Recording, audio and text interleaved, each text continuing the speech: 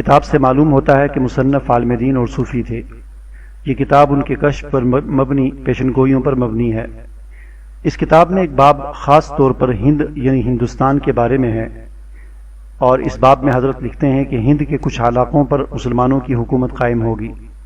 لیکن ایک طویل عرصہ تک یہ ملک افراتفری اور بے چینی کا شکار رہے گا۔ اس کی جو وجہ اس کتاب میں بیان کی گئی ہے وہ بہت ہولناک ہے۔ حضرت لکھتے ہیں کہ اس علاقے کے مسلمان خنزیر نما خوراک کھانے کے عادی ہوں گے، اور یہی سبب ہوگا کہ وہ بتدریج دین سے دور ہوتے جائیں گے۔ یہ بہت عجیب بات تھی، کیونکہ پاکستان میں لوگ بظاہر ایسی کوئی چیز نہیں کھاتے۔ 2011 میں یونیورسٹی آف میشیگن کے پروفیسر اسٹارٹ جونز، جو ڈپارٹمنٹ آف بائیو ٹیکنالوجی کے سربراہ ہیں، انہوں نے اپنی ریسرچ میں یہ ثابت کیا ہے کہ برائل چکن اور خنزیر کے گوشت میں بنیادی طور پر کوئی فرق نہیں۔ برائل جس ٹیکنالوجی سے پیدا کیا گیا اس میں خنزیر کے ماڈل کو ہی فالو کیا گیا تھا۔ اس تحقیق کے سامنے آتے ہی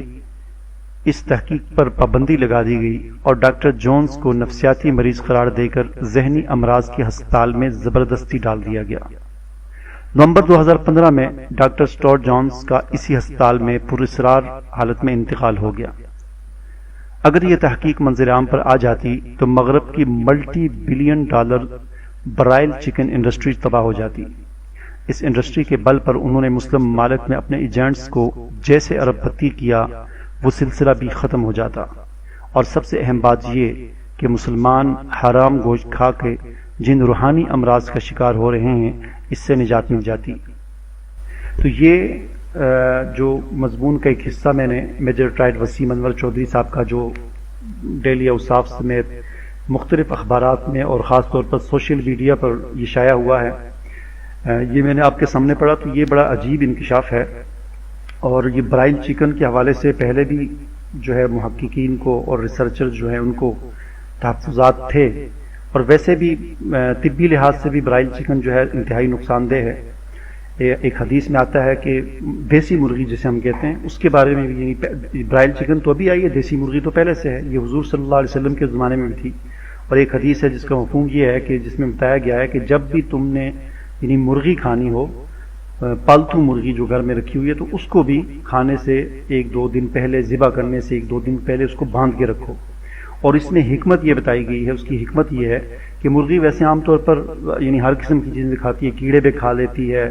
گندی نالی سے گند بھی کھاتی رہتی ہے، تو اگر اسی وقت اسی طرح اگر آپ اس کو پکڑ کر ذبح کرو گے تو وہ گند جو اس نے کھایا ہوا ہے اس کے اثرات اس گوشت میں ہوں گے۔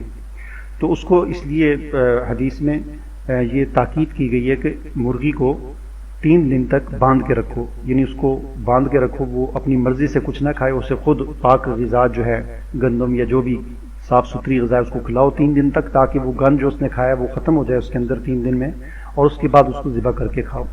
تو اس اعتبار سے اگر دیکھا جائے تو یہ برائل چکن جو ہے، فارمی مرغی جسے ہم کہتے ہیں، ان کو جو فیڈ کھلائی جاتی ہے، یہ تو ایک عام سی بات ہے کہ یہ فیڈ جو ہے یہ ہمارے شہروں میں جو قصائی خانے ہوتے ہیں، بڑے بڑے مذبح خانے ہوتے ہیں جہاں پر پورے شہر کے لیے جانور ذبح ہوتے ہیں، تو وہ جانوروں کا جو خون ہوتا ہے، جو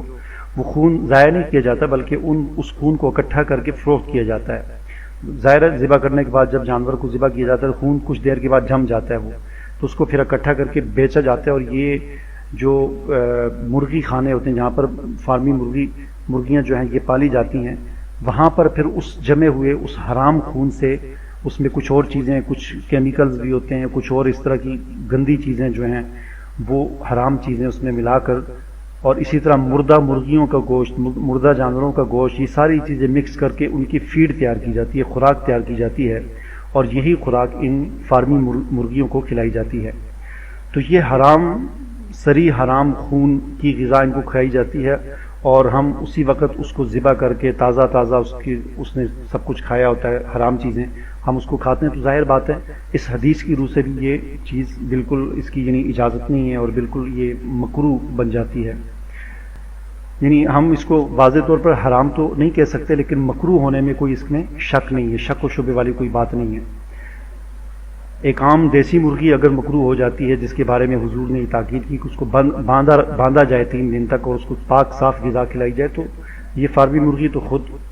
جبکہ پھر اس کے علاوہ اس برائل چکن کے جو دیگر نقصانات ہیں، ان نقصانات میں سے ایک نقصان یہ ہے کہ جن گھروں میں برائل چکن بہت زیادہ کھایا جاتا ہے تو ان گھروں میں جو بچے ہوتے ہیں وہ 8-9 سال کی عمر میں بالغ ہو جاتے ہیں، یعنی بچے کو تو 14-15 سال کی عمر میں بالغ ہونا چاہیے، لیکن مسلسل یہ برائل چکن کھانے کی وجہ سے بچے 9 سال کی عمر میں، 10 سال کی عمر میں، 8 سال کی عمر میں بالغ ہو جاتے ہیں۔ تو یہ ایک بہت بڑا نقصان ہے۔ اس کے علاوہ بھی اگر آپ گوگل میں سرچ کریں برائل چکن کے نقصانات تو بے شمار نقصانات ہیں۔ اب یہ جو ریسرچ آئی ہے پروفیسر اسٹورٹ جونز کی، جس میں انہوں نے یہ انکشاف کیا ہے کہ یہ برائل چکن جو ہے یہ اس کا جو فارمولا ہے